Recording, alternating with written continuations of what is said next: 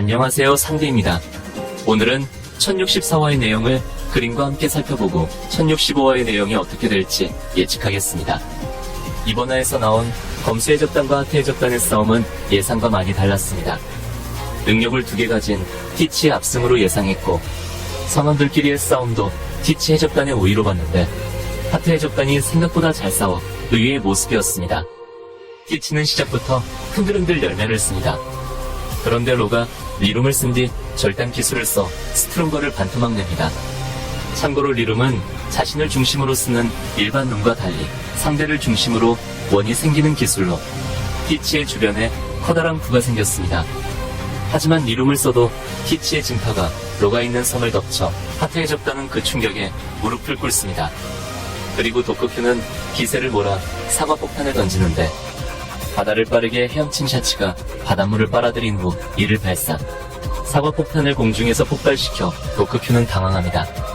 이어 샤치는 자신이 노스블루의 극한 항구 출신이고 해전으로 이길 생각하지 말라며 티치의 배까지 침몰시키려고 하는데 지금까지 나온 해적들을 보면 말만 해적이지 대부분 지상에서 싸워왔습니다. 하지만 하트의 적단은 해적답게 해상전이 특기였으며 능력자가 즐비한 검수의 적단과 대등하게 맞서 싸웠습니다. 만약 섬도 육지도 없는 바다 한가운데서 하트의 적단을 만났다면 소수의 해적들 빼고 이들을 이기긴 쉽지 않을 겁니다. 이어 베포는 자신의 좋은 길을 살려 멀리서 로를 저격하려는 반오거를 발견합니다. 그리고 잔발은 그 저격을 맨몸으로 막아내는 상당한 맷집을 보여줍니다. 그 다음 로는 쇼크 빌레를 써 티치의 내부에 막대한 충격파를 발산해 티치를 각혈하게 만듭니다. 이때 재밌는 건 반오거의 반응으로 반오거는 티치가 생각도 없이 들이박았다고 하네요. 그 뒤 반오거가 티치 위로 업해 배로 돌아갈지 아닐지를 묻습니다.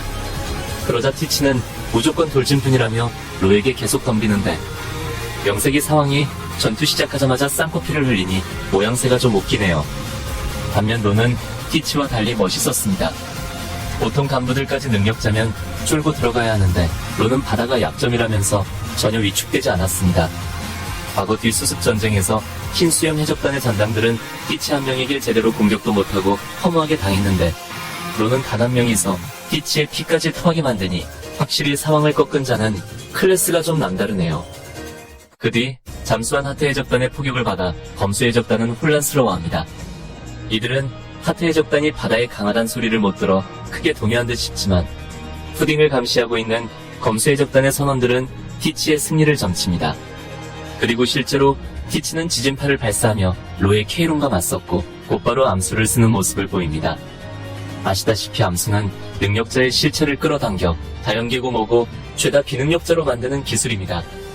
이 기술 때문에 에이스와 흰수염이 능력을 못 썼으며 로의 현재 폼이 절정이긴 하지만 그도 암수에 끌려가 평범한 인간이 될 확률이 높습니다. 게다가 거리도 가깝기 때문에 어둠어둠 열매의 힘을 쓰는 티치의 왼손에 잡힌 뒤 티치의 오른팔 진동 공격을 정통으로 맞고 역으로 피토할 것 같습니다. 티치는 지금까지 수많은 능력자들을 사냥해왔습니다. 그리고 이 모습을 부하들은 계속 봐왔을 겁니다. 그래서 위와 같이 승부가 곧 끝날 거라 예견한 것이고 로도 악마의 능력자이기 때문에 루피와 샹크스 같이 해왕색이 특출나지 않는 이상 티치를 이기긴 힘들 것입니다. 또 티치에게 당장 당하지 않더라도 한 가지 문제가 있습니다. 그것은 아오키즈의 존재입니다. 1064화 표지에서 아오키즈는 반오거와 함께 있습니다. 그리고 이 반오거는 티치와 함께 있기 때문에 아오키즈가 배 안에 있다가 나오거나 위너섬 근처에 있어 티치를 지원할 가능성이 있습니다. 아오키즈가 나선다면 바다를 단번에 얼리기 때문에 하트의 적단의 해상전도 순식간에 무용지물이 됩니다. 결국 해상과 육지가 차단된 하트의 적단은 검수의 적단에게 무릎을 꿇을 것이고 로는 2년 동안 애써 모은 2개의 포네그리프를 티치에게 뺏기는 것은 물론 최악의 상황에는 수술수술 열매 능력과 목숨까지 잃을 수 있습니다. 아무튼 하트의 적단의 미래는 굉장히 암울해 보이며 샹크스나 카타쿠리 같이 티치를 견제할 사람이 와야 로가 살 것 같다고 생각합니다. 이번 화에서 새로운 떡밥이 나왔습니다. 그것은 보니의 능력과 쿠마의 정체로 보니는 자신과 징베를 어린아이로 만들고 초파와 루피를 노인으로 만든 뒤 파시피스타로부터 도망칩니다. 이때 루피는 어느 방향의 미래인 70살 노인이 되었습니다. 루피의 70살 모습은 SBS에서 나온 무슨 일이 생긴 미래의 루피와 많이 유사합니다. 이 망가진 루피는 일부 당시 77세인 생고쿠와 비교했을 때 너무나 많이 망가졌습니다. 개인적인 생각으로 본인은 특정 사람의 연령을 단순히 조절할 뿐만 아니라 그 사람의 미래를 자기가 임의로 설정해 어떤 미래냐에 따라 늙은 모습이 바뀔 수 있다고 생각합니다. 그래서 루피의 70살 모습을 일반적으로 바꾸면 SBS에서 나온 것처럼 정상적으로 바뀔 것이고, 루피의 미래를 암울하게 설정하면 현재와 같이 혹상 늙게 만드는 것 같습니다.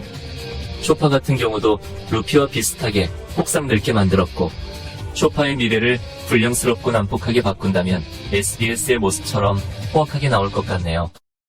그 다음 쿠마로 넘어가. 쿠마는 소르베 왕국의 나쁜 국왕이라 국민들에 의해 나라에 쫓겨나고 해적과 혁명군을 한 뒤 해군에게 붙잡혀 종신형에 처했다고 합니다. 그런데 쿠마가 특수한 종족이라 베가펑크는 그의 잠재력을 높게 사 신체 개조와 클론 개발을 조건으로 칠무회를 시켜줬다고 합니다. 이때 본인은 칠무회와 클론 개발을 이해했지만 인격이 사라지는 사이보그화를 사실상 살인 취급하며 그 조건은 부당하다고 여겼습니다. 또 아버지는 폭군이 아니며 세계 정부도 싫어했다고 하는데 본인을 다정하게 대해주는 쿠마의 인자한 모습이나 루피 일행을 최적의 장소에 보내 2년 동안 수련시키게 하고 이들이 복귀하기 전까지 써니호를 지켜내는 희생적인 모습을 보면 쿠마는 실제로 착한 것 같습니다. 본이의 언급을 보면 쿠마가 세계 정부를 싫어하고 이에 따라 적대 관계로 보이는데 쿠마가 정부에 대해 협조적이지 않아 정부로부터 미움을 샀을 것 같고 정부는 어떤 관계를 펼쳐 쿠마에게 폭군 이미지를 씌운 뒤 그를 나락으로 빠뜨린 것 같습니다. 그리고 쿠마의 종족에 대해서도 많은 사람들이 궁금해합니다. 현재 많은 사람들은 쿠마의 종족이 토트랜드에 없는 새 종족 중 하나로 생각하고 있습니다. 토트랜드는 온 세계의 모든 종족이 차별 없이 살 수 있는 나라를 목표로 하고 있기 때문에 새 종족을 빼고 모든 종족이 같이 살고 있습니다. 여기에서 새 종족은 루나리아족, 거인족, 아직까지 밝혀지지 않은 미지의 종족인데 이 나머지 하나가 쿠마의 종족일 수 있습니다. 그런데 해외팬은 쿠마가 루나리아족 또는 루나리아족의 혼혈이라는 가설을 제기했습니다. 쿠마는 일본말로 곰이라는 뜻이고 곰 중에서는 반달 가슴곰이 달을 상징하는데 현재 루나리아족이 달에서 넘어온 민족이라는 추측이 있어 쿠마가 루나리아족과 관련이 있다는 가설입니다. 그래서 베가펑크가 쿠마의 DNA를 이용해 파시피스타와 세라핌을 만들었다고 생각합니다. 여담으로 쿠마가 항상 성경을 들기 때문에 쿠마의 종족이 태양신 니카를 숭배하고 루피가 드래곤의 아들이기도 하지만 니카의 힘을 가지고 있기 때문에 그를 보호했다는 가설도 있네요. 여기까지 원피스 1065화를 간단히 예측했는데 로아 티치의 싸움, 쿠마의 떡밥, 드래곤의 등장 등 최종장 들어서 굉장히 재밌습니다. 다음화도 분명 새로운 사실로 가득 찰 것이며 베가펑크 스토리가 끝난 뒤 루피와 티치의 최종 결전, 공백의 100년 이야기도 나올 것 같네요. 아무튼 이번 리뷰는 여기까지며 앞으로 어떻게 스토리가 흘러갈까요? 댓글로 의견 남겨주시면 고맙겠습니다.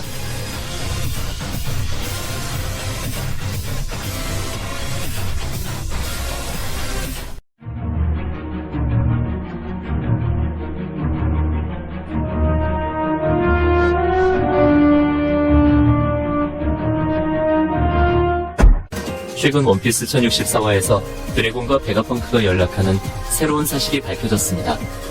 드래곤은 베가펑크 이로 샤카와 전보벌레로 통화를 했고 샤카는 자신의 미래가 보인다며 곧 있으면 죽을 것이라는 불길한 말을 해 드래곤은 농담이라도 그런 말은 하지 말라고 합니다.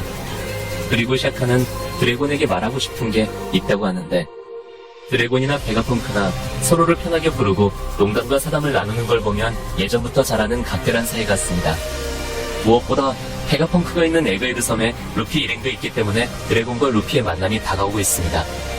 아직까지 드래곤이 유아품한 왕국에 있긴 하지만 드래곤에게 우호적인 베가펑크가 드래곤과 친하다는 사실을 루피에게 전달하면 루피와 드래곤이 연락이 되면서 일진모자 일당과 혁명군의 역사적인 동맹이 이루어질 것으로 보입니다. 97권 SBS에서 작가 오다는 루피가 와노쿠니를 떠난 후 세계적 전개에 아무도 읽어본 적 없는 대형군의 이야기가 시작되고 원피스 역사상 가장 거대한 싸움이 있을 거라 했습니다. 그리고 이 거대한 싸움에 루피와 드래곤의 연합과 세계 정부가 충돌하고 원피스가 완결을 향할 것입니다. 현재 드래곤이 베가펑크와 이야기를 하는 것은 엄청난 걸 시사하는 것이라 생각합니다. 베가펑크는 해군 과학반 SSG의 수장이자 정부의 전력을 엄청나게 끌어올린 핵심적인 인물인데, 정부의 가장 큰 적이라고 할 수 있는 혁명군과 얘기를 하는 건 향후 정부를 배신할 수 있다는 뜻입니다. 즉, 베가펑크의 정체는 세계 정부로 투입된 혁명군의 스파이 같습니다. 베가펑크와 쿠마는 공통점이 있습니다. 첫 번째는 드래곤과 긴밀한 사이고, 두 번째는 본래 착한 성품을 가졌다는 것입니다. 베가펑크는 아시다시피 사람들을 편하게 해주지 못했다는 이유로 눈물을 흘릴 만큼 착한 성품을 가졌고, 사보는 쿠마가 다정하다며 그를 목숨 걸고 구했습니다.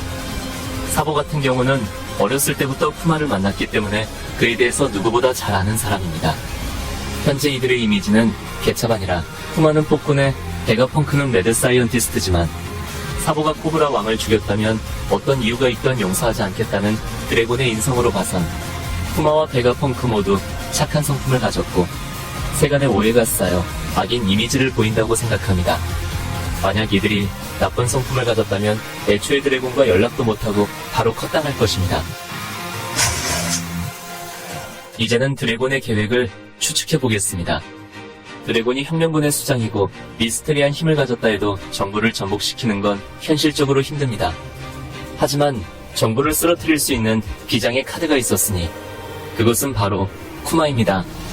쿠마는 혁명군에 들어간 뒤 해군에 잡혀 종신형에 처했다는 대목이 나옵니다.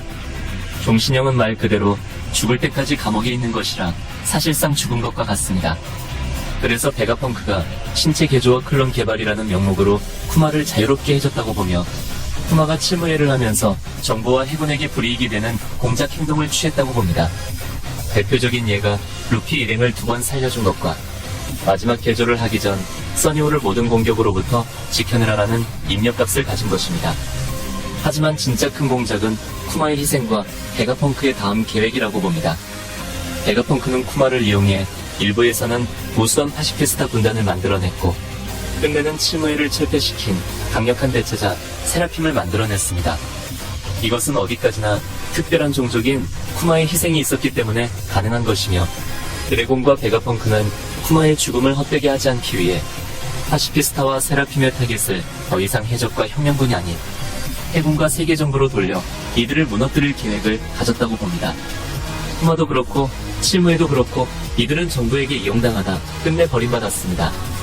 이제는 그 대가를 정부가 치러야 할 때며, 밖에는 루피 드래곤의 연합, 안에는 무수한 세라핌이 세계 정부를 공격할 것이라 봅니다.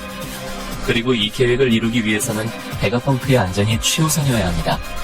하지만 최근 베가펑크가 자신의 죽음을 예견해 드래곤 입장에서는 쿠마에 이어 또 다른 동료가 죽기 때문에 안타까운 것이고, 베가펑크가 죽음으로써 정부를 무너뜨릴 계획이 순식간에 물거품되기 때문에 농담으로도 받아들일 수 없는 거라 봅니다.